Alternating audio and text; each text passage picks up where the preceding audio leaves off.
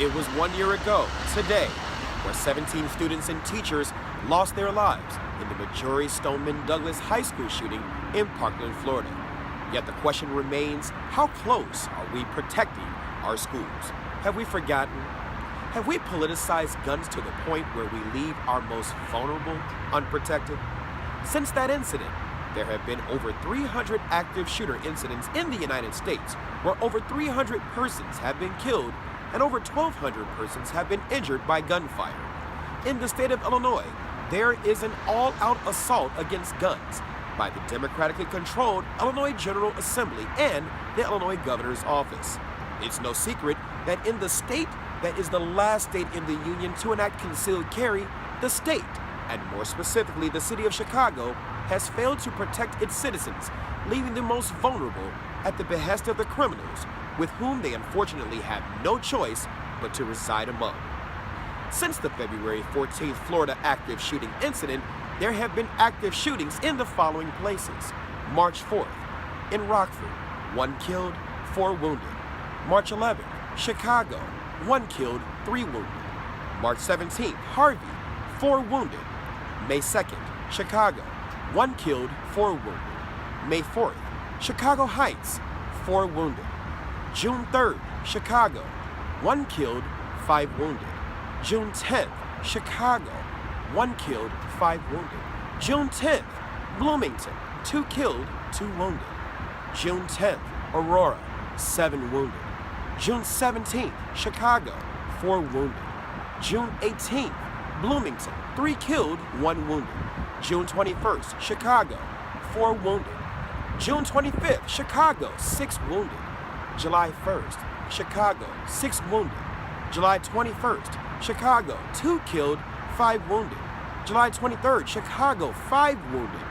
July 27th, Chicago, 4 wounded. July 30th, Chicago, 4 wounded. August 4th, Chicago, 1 killed, 3 wounded. August 5th, a very deadly day in Chicago. 1 killed, 5 wounded. First incident. Second incident, 8 wounded. Third incident, 4 wounded. Fourth incident, 4 wounded. And the last incident in Chicago on that day, 1 killed, 4 wounded. August 14th, Chicago, 7 wounded. August 19th, Chicago, 5 wounded. October 1st, Chicago, 2 killed, 5 wounded. October 22nd, Chicago, 6 wounded. October 24th, Chicago, 5 wounded. The November 11th Jamel Roberson incident in Robbins, 1 killed, 4 wounded. November 19th, Chicago, right behind me, Mercy Hospital, 4 killed.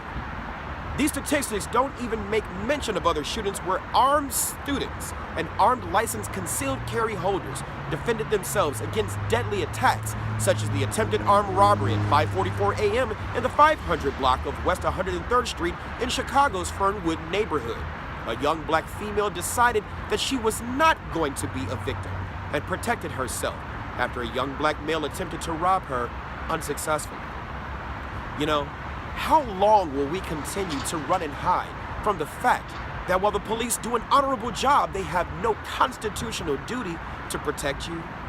The United States Supreme Court case of Castle Rock versus Gonzalez, 545 U.S. 748, 2005, the United States Supreme Court ruled in a 7-2 decision that a town and its police department could not be sued under Title 42, United States Code Section 1983 for a failure to enforce a restraining order that led to the murder of the woman's 3 children by her estranged husband. In the District Court of Columbia, Warren versus District of Columbia, it is an often quoted Supreme Court case out of the District Court of Columbia that stated that the police do not owe a specific duty to provide services to citizens based on the public duty doctrine. You know, if the police don't have a constitutional duty to protect you and you don't protect yourself, who will? Happy Valentine's Day. Love yourself enough to protect yourself.